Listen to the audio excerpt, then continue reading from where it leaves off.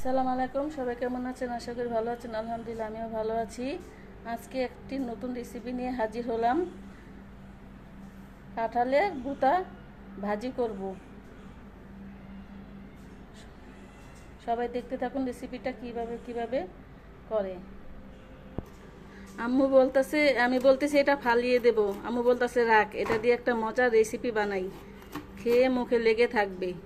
এটা কিভাবে খায় দেখুন। এখন এটাকে কাটতেছে, এখন ছোট ছোট করে কেটে সিদ্ধ করবে।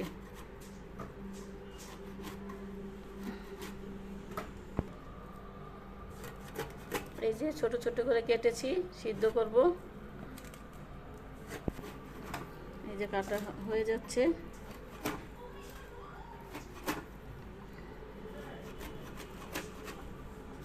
এখন চলুন এটাকে সিদ্ধ বসিয়ে দিই। এই যে পানি গরম দিয়ে রেখেছি, এখন এগুলা দিয়ে দেব।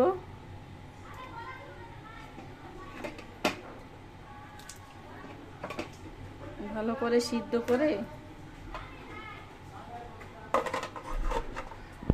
কাঁঠালের ভুতাগুলো সিদ্ধ হয়ে গেছে। এখন একটু ভালো করে বেটে নেব, বেটে নিয়ে তারপরে ভাজি করব।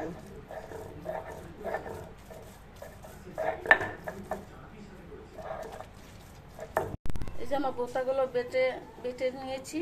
এই যে বোতা, কাঁঠালের বোতা বেটে নিয়েছি, পেঁয়াজ রসুন গরম মশলা বেটে নিয়েছি। এখন দেখেন, এখন দিয়ে দেব সয়াবিন তেল।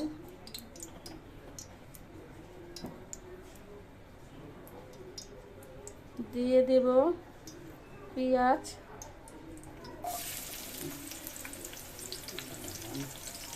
রসুন,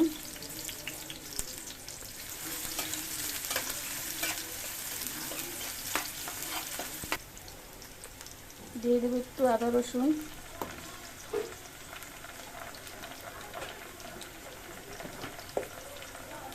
অল্প সামান্য পরিমাণ একটু হলুদ গুঁড়ো,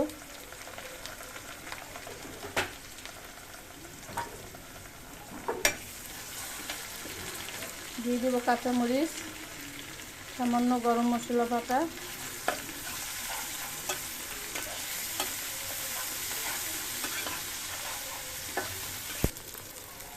দিয়ে দেব কাঁঠালের বোটা। এভাবে সবাই ট্রাই করবেন, খেয়ে দেখবেন যে কীরকম লাগে। আমার এই রান্নাটা যদি একটু ভালো লাগে তাহলে অবশ্যই সাবস্ক্রাইব করে দিবেন, আর বেশি বেশি একটু শেয়ার করে দিবেন।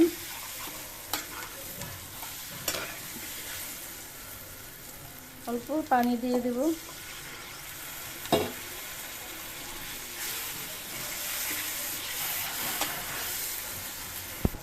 দিয়ে দিব সামান্য একটু চিনি। চিনিটা দিলে অনেকটা তরকারিতে ভালো লাগে, সামান্য একটু চিনি দিলাম।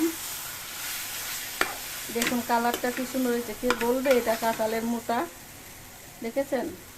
এভাবে সবাই ট্রাই করে দেখবেন, বেশি বেশি করে ভিডিওটা একটু শেয়ার করে দিবেন। দেখুন হয়ে গেছে কাঁঠালের মোটা ভাজি, মোটা না বোটা ভাজি। এখন নামিয়ে ফেলবো।